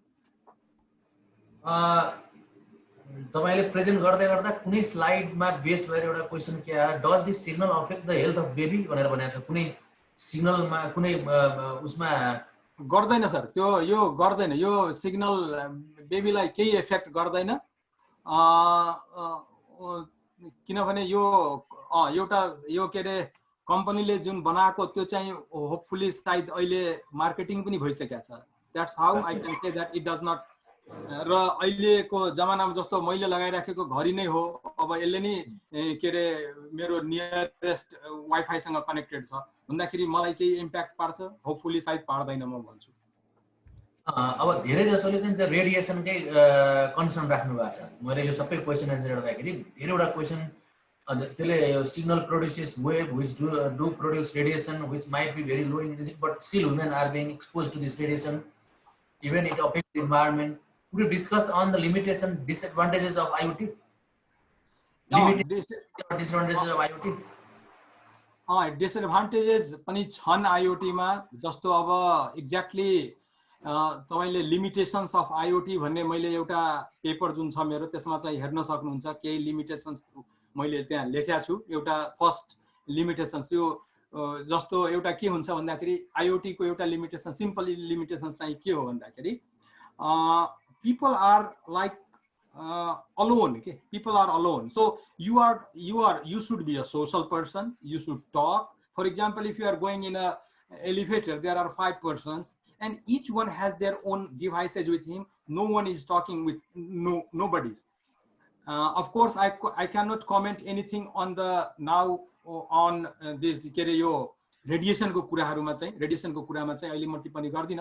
तर यसले यसका चाहिँ IoT का advantage धेरै छन् भनेपछि disadvantage यसले चाहिँ धेरै रियल टाइममा मान्छेलाई चाहिने बेलामा ट्याक्कै यसले अलर्ट गराइदिन्छ. यसले चाहिँ नोटिफिकेसन हे त्यसको ज्यान पनि बच्न सक्छ. धेरै यस्ता कुराहरु छन् जुन कि त्यसकारण those things are very limited, I would say. Okay, मैले एउटा अरुण सरलाई एउटा क्वेशन यहाँ अरुण सर हुनुहुन्छ sir? Yes, I am here. एउटा यो IEEE नेपालको मेम्बर कसरी बन्न सकिन्छ भन्ने पनि एउटा कन्सर्न आछ. IEEE नेपाल भन्नाले IEEE कै मेम्बर बनेपछि IEEE नेपालको मेम्बर अटोमेटिकली भइहाल्छ. सरले यसमा एकदम सर्टमा सरले नै राख्नु भएको राम्रो. हजुर, IEEE एज सच अघि नै पनि मैले भने US मा हेडक्वार्टर भएको र 10 वटा रिजनहरुमा चाहिँ विभिन्न IEEE को बेसिकली दुई थरी क्याटेगोराइजेसन हुन्छ एउटा जियोग्राफिकल अर्को चाहिँ टेक्निकल हाम्रो आफ्नो एफिनिटी केमा हो भनेर यसमा अब मोर देन 39 सोसाइटिजहरू छ त्यसमध्ये अब यस्तै आईओटी अथवा project management computer science visualisation graphics electrical engineering mechanical myriad of different societies छ त्यसमध्ये IEEE को बेसिक मेम्बरशिप लिनुपर्छ अनि IEEE को मेम्बरशिप जुन हामी IEEE को होल अर्गनाइजेसनमा लिन्छौं अनि हामी नेपालमा रिजाइड गर्छौं भने then you will be automatically IEEE नेपालको चाहिँ भेरिफाइड मेम्बर बन्नुहुन्छ र हाम्रा जे पनि इभेन्टहरू हुन्छन् त्यो चाहिँ ओभरअल तपाईकोमा इन्फर्मेसन पुग्छ सो त्यसकारण IEEE को मेम्बरशिप एउटा बेसिक मेम्बरशिप लिनु पर्यो त्यहाँ student member professional member senior member भनेर विभिन्न थरी क्याटेगोरीहरू हुन्छ अनि त्यो एकपटक IEEE को बेसिक मेम्बर भइसकेपछि यदि लेट्स से तपाईको चाहिँ computer science computer engineering related core society affiliate छ तपाईको त्यसमा काम गर्न चाहनुहुन्छ भने त्यसको अझ फर्दर फेरि अर्को सोसाइटी भन्ने हुन्छ त्यसरी मेम्बरशिप लिनुपर्छ त्यसरी चाहिँ ओभरअल रन गर्छ किनभने हामीले यहाँ छुट्टै मेम्बरशिप भनेर केही पनि डिस्ट्रिब्युट गर्दैनौं थ्यांक यू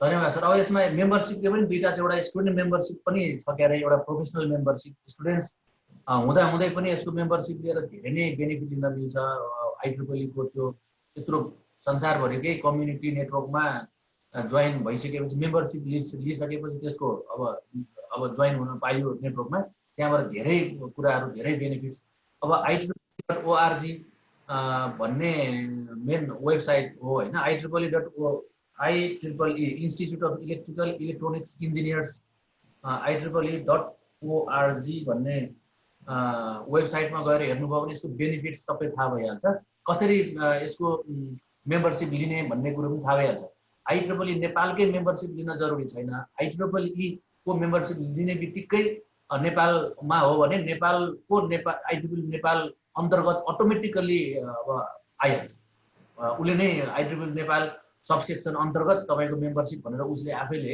IEEE नै त्यसरी एलोकेट गर्छ सो ग्रेजुएट भइसकेपछि प्रोफेसनल मेम्बरशिप लिन मिल्यो अनि कति वर्ष भइसकेपछि सिनियर मेम्बरशिप यसको आफ्नै प्रोटोकल छ त्यसको वेबसाइटमा गएर हेर्नुभयो भने अझ राम्रोसँग थाहा हुन्छ अर्को अब मैले राजीव कण्ठ सरलाई मैले धेरै क्वेशन पनि लिन्न यहाँ लगभग अझै 10 मिनेट जति बढी लिउँला अब hardly 10 minutes Rajeev sir can you give some insights on how to pursue masters in data science in your university भनेर एकजनाले सोध्नुभयो पोसिबल छ यो चाहिँ के रे हाम्रो सुनिराख्नु भएको छ सर हाम्रो चाहिँ यो युनिभर्सिटीमा चाहिँ जनवरी 8 देखि जनवरी 22 सम्म चाहिँ 15 दिनको फिनिश युनिभर्सिटीहरुमा सबै ठाउँको चाहिँ एकैचोटी जोइन्ट एप्लिकेसन निस्किदो रहेछ मास्टर्सको लागि अहिले पनि 2-3 जना विद्यार्थीले चाहिँ एप्लाई गरेका थिए मसँग कन्ट्याक्ट गरे and some of them got accepted त्यसमा चाहिँ अहिले के छ भन्दाखेरि अलिकति इश्यू चाहिँ पहिला जस्तो छैन फिनल्यान्डको सिचुएसन फिनल्यान्डमा पहिला चाहिँ के थियो भन्दाखेरि नेपाली विद्यार्थीहरू पढ्न आउँदाखेरि र विद्यार्थीहरू धेरै पनि भएको ठाउँ हो यो नेपाली विद्यार्थीहरू अहिले चाहिँ 2017 बाट चाहिँ के गर्यो भने यो अलिकति ट्युसन फी को व्यवस्था लगायो ट्युसन फी चाहिँ नन EU स्टुडेन्टले चाहिँ तिर्नुपर्ने देखियो यहाँ चाहिँ त्यसले गर्दाखेरि स्टुडेन्ट्सहरू मोस्टली चाहिँ they try to go to some English speaking countries त्यो छ तर म चाहिँ के भन्छु भने of course if a student is उले चाहिँ इन्ट्रेस्ट राख्दछ र उले चाहिँ पढ्न चाहन्छ भने ही क्यान एप्लाई मैले पनि जे आफ्नो स्तरबाट हुनुपर्ने सपोर्ट चाहिँ म इन्फर्मेसन चाहिँ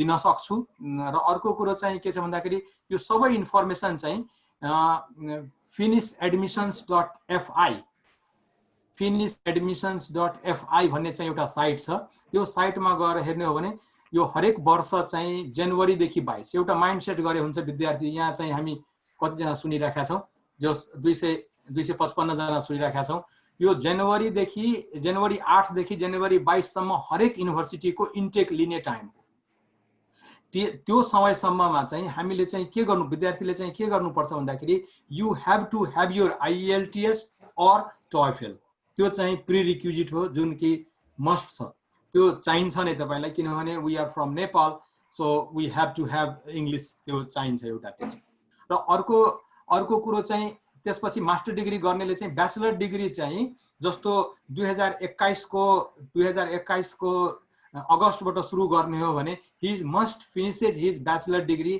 till May 2021 को मे सम्ममा चाहिँ उले आफ्नो ब्याचलर डिग्री चाहिँ सिधाइसकेको हुनुपर्छ यो दुईटा क्राइटेरिया छ यदि उले फुलफिल गर्छ भने he can apply he can there will be tests maybe and प्रोसिड्युरहरु स्पष्ट त्यहाँ लेखेको छ त्यसकारण त्यो मेरो भन्नु चाहिँ यही नै हो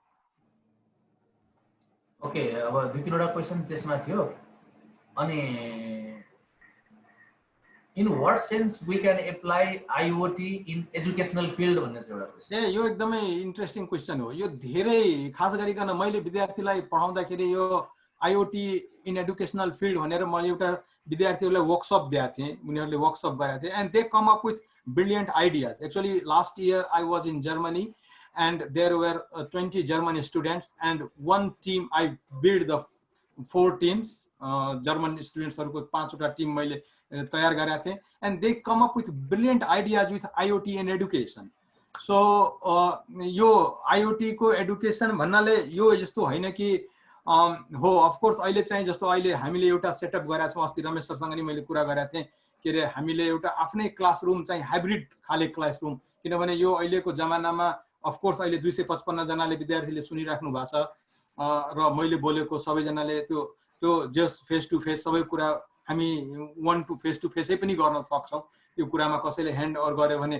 र जुन कि हामी गर्दै छौं यो अगस्त सेप्टेम्बर 1 बाट कोर्स हुँदैछ मेरो र एजुकेसनमा यो आईओटी को धेरै इन्ट्रेस्टिङ एप्लिकेशन्सहरु छन् सर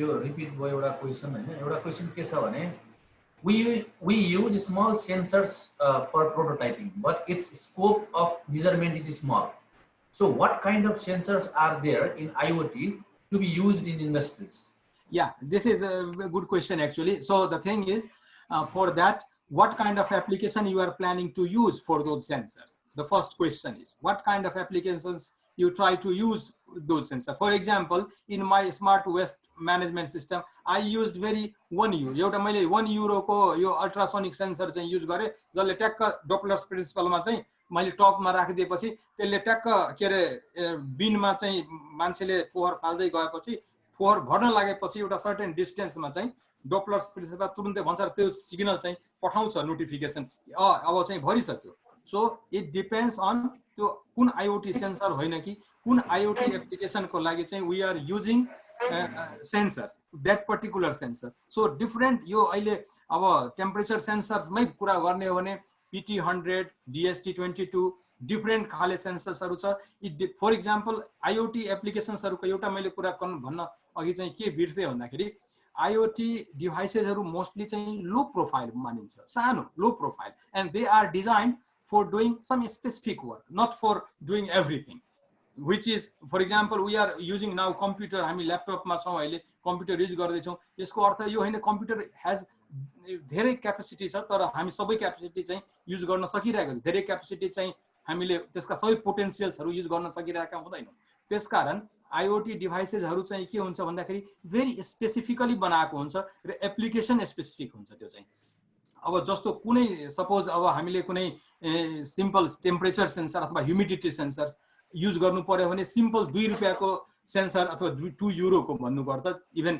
50 रुपैयाँ भन्नु नेपाली रुपैयाँ 50 0.5 सेन्टमा पनि सेन्सरहरु आउँछ DST22 जसले चाहिँ तपाईको टेम्परेचर पनि दिन्छ ह्युमिडिटी पनि दिन्छ र ट्याक्क त्यसलाई चाहिँ हामीले त्यो इनपुट पिनमा चाहिँ आर्डुइनोको इनपुट पिनमा राख्ने बित्तिकै तपाईको कम्प्युटरमा देखाउँछ ए दिस इज के रे यो चाहिँ टेम्परेचर यति ह्युमिडिटी यति भन्दाखेरि तपाईले कुन खाले काम गर्दै हुनुहुन्छ कस्तो हो कुनै सेन्सर महँगो पनि छ जस्तो अल्ट्रासोनिक फिल्ड लेभल सेन्सर कुनै 200 युरोज जस्तो हामीले एउटा युज गरेको जुन ह्युमन त्यसको लागि त्यो राडार डोप्लर राडार जुन थियो मैले एक्जाम्पल भनेको थिए त्यसको प्राइस करिब 300 युरो छ हामीले दुईटा किनेका थियौ we paid 600 euros so depends on what kind of applications you are going to build with that एउटा अब मैले धेरै लिन अब 3 बज्ने लाग्यो adding intelligence to anything, is it the application of IoT or AI? यो अलिकति एम्बिगुअस टाइपको भयो क्वेसन। यो भन्नुको अर्थ चाहिँ के भन्दाखेरि इन्टेलिजेन्स एड गर्नुको अर्थ चाहिँ के रे इन्टेलिजेन्स एड गर्नुको अर्थ चाहिँ के हो भन्दाखेरि of course त्यसमा चाहिँ artificially you are adding the intelligence to it. It's a question of artificial intelligence, of course, but sometimes if we want to identify yourself, for example what I said earlier in the refrigerator case, we use add some intelligence. Add intelligence भन्नुको मतलब हामीले कुनै के रे हामीले मात्रै खाली embedded भन्नाले एम्बेडेड इलेक्ट्रोनिक्स युज मात्रै गरेका छौं, त्यहाँ एनालिटिक्सको कुनै कुरा छैन भन्दाखेरि यदि हामी एनालिटिक्स पनि जुन बेला गर्छौं त्यो चाहिँ एआई तिर आउँछ, यदि होइन भने यो आईओटी तिर आउँछ।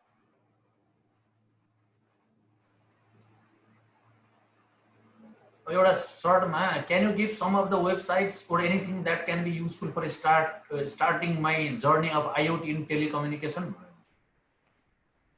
वेबसाइट हजुर त्यस्ता हजुर राई सर प्लिज भन्नुस्। मलाई चाहिँ लागेको के थियो भने राई सरको इमेल आईडी छँदै थियो, त्यो इमेल आईडी मा सरले त्यो सरको त्यो पहिलो जुन स्लाइड थियो त्यसमा इमेल आईडी थियो, त्यो नोट गर्नुभयो भने त्यसमा केही कन्सर्न छ भने उहाँले कति रिसोर्सेस पनि शेयर गरिदिनु हुन्थ्यो, उहाँलाई कन्ट्याक्ट गर्नुभयो भने इमेलबाट त्यो सबसे बेटर हुन्थ्यो। तै पनि सरले के भन्न चाहनुहुन्छ भन्नु। हैन सर ठीक हो, सरले भनेको कुरा एकदम राइट कुरा हो। मेरो के रे rajiv.kant@savonia.fi भन्ने चाहिँ त्यो इमेल त्यो पहिलो स्लाइड तपाईको इमेल आईडी भएको स्लाइड शेयर गरिदिनु न कतातिर छ। ए ल ल ल ल म गरिदिन्छु एकछिन ल हैन मिल्छ भने एकदम एक्ज्याक्टली के रे अब अघि पनि सेक्युरिटी कन्सर्नको कुरा आथ्यो, आईओटी को सेक्युरिटी कन्सर्नको कुराहरु आथ्यो हैन।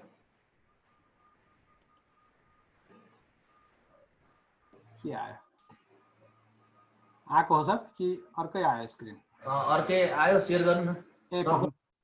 सरको डेस्कटप आयो जस्तो लाग्यो। ए डेस्कटप आयो पक्ष अर्को तीनटा स्क्रिन छ यहाँ। म स्क्रिन शेयर स्क्रिन 2 गर्नु पर्यो। देख्यो सर? हुँदैछ आउँदैछ। यहाँ कन्ट्याक्ट्समा लेखा छ rajiv. यहाँ ल हो। यति भयो भने कसैले स्क्रिनशट लिए पनि भयो, पछि यो मार्फत तपाईहरुले जुनसुकै कुराहरु पनि उहाँलाई इमेल मार्फत कन्ट्याक्ट गर्न मिल्यो क्या, योसँग रिलेटेड उहाँसँग के उहाँले अब त्यसपछि अब सकेको सबै सहयोग गरिहाल्नुहुन्छ जस्तो लाग्छ मलाई चाहिँ। अब यो I really love the idea about automatic street lamps. It is totally energy consumption, but is it possible in the third world country like hours?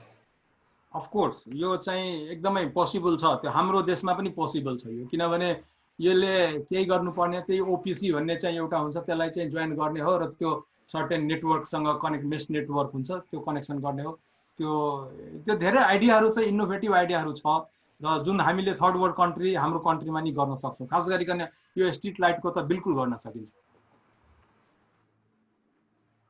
ल ठिकै छ, धेरै क्वेसनहरू छ, मोटामोटी आए जस्तो लाग्छ मलाई। सेक्युरिटी र प्राइभेसी इस्युज विथ आईओटी भन्ने कुरामा बढी फोकस थियो सरले अब अलिकति त कभर गर्न खोज्नुभयो अघि, त्यसमा के थप्न चाहनुहुन्छ? त्यसमा चाहिँ के छ भने मेरो यो साइबर सेक्युरिटी र प्राइभेसी इस्यु चाहिँ मेरो के रे आईओटी कै पनि डिफरेन्ट एरियाहरु छ। म चाहिँ मोस्टली अहिले एनालिटिक्स एएनएन आर्टिफिशियल इन्टेलिजेन्स तिर मेरो जाँदैछ। सेक्युरिटी तर्फ चाहिँ मेरो त्यति खासै दखल छैन, तर म के भन्न चाहन्छु अघि पनि मैले भने, तर एउटा हामी मेरो विद्यार्थीले मास्टर स्टुडेन्टले चाहिँ which was very popular all across the globe that paper, यो खास गरिकन त्यो पेपरको नाम चाहिँ यो कसैले यदि एट्याक गर्न खोज्ने हो भने त्यो चाहिँ एउटा छ, तर I am not expert on that.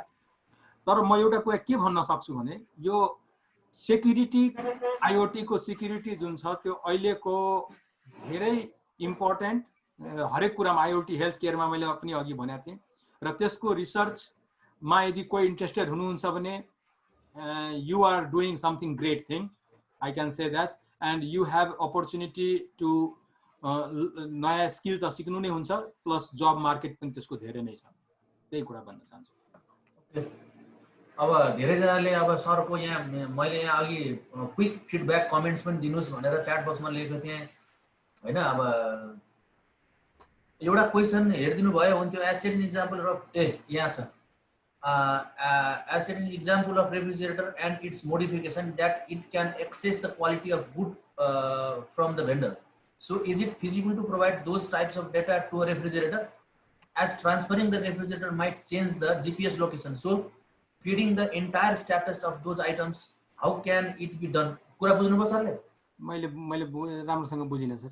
पाउनुस् म तपाईलाई यहाँ छ एउटा उहाँले अब दोहोर्याएर यहाँ सोध्नुको उहाँको कुरालाई चाहिँ यहाँ अलिकति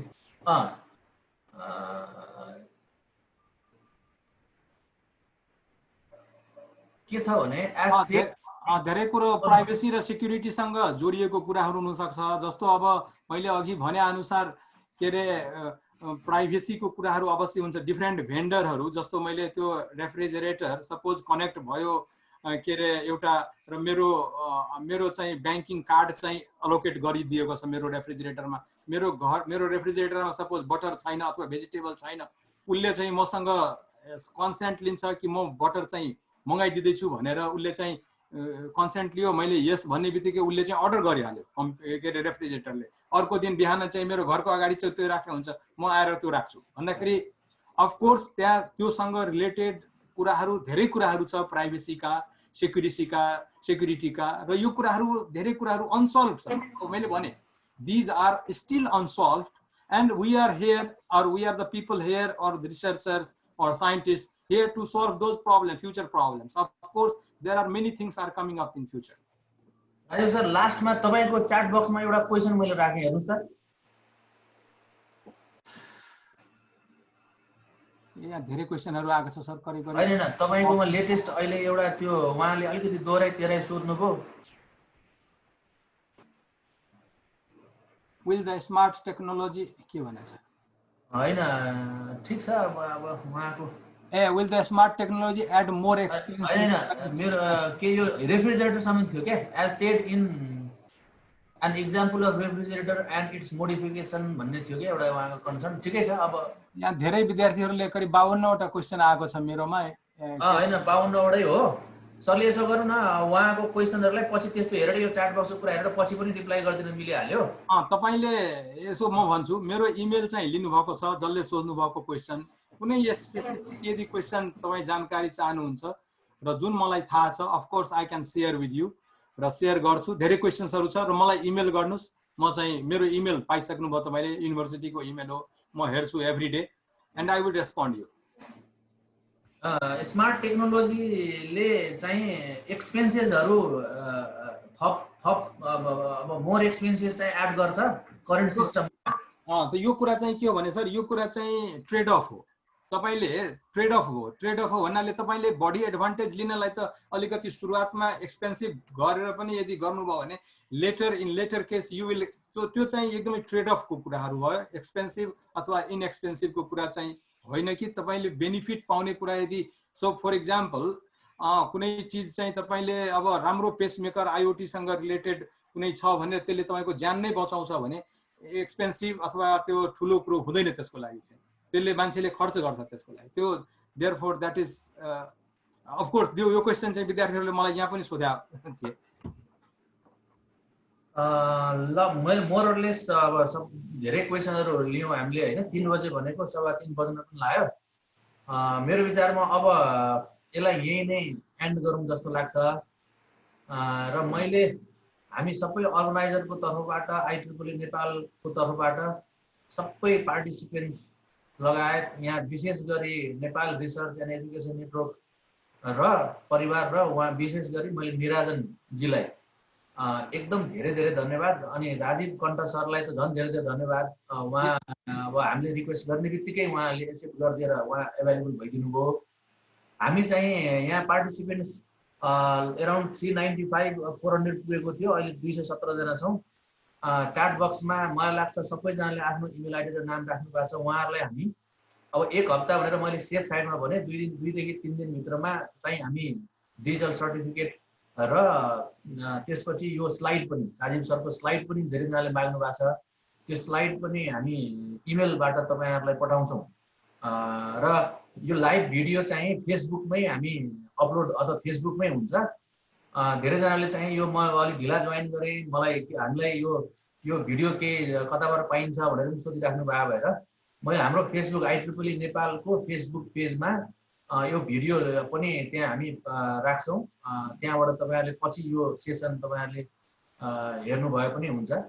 अब मैले यति भनेर लास्टमा चाहिँ अरुण तिमल सिन्हा सरलाई कन्क्लुडिङ रिमार्क्स सहित अब टुङ्ग्याइदिनलाई एकदम सर्टमा, लामो पनि भयो, मैले रिक्वेस्ट गरेँ मैले अरुण तिमल सिन्हा सर।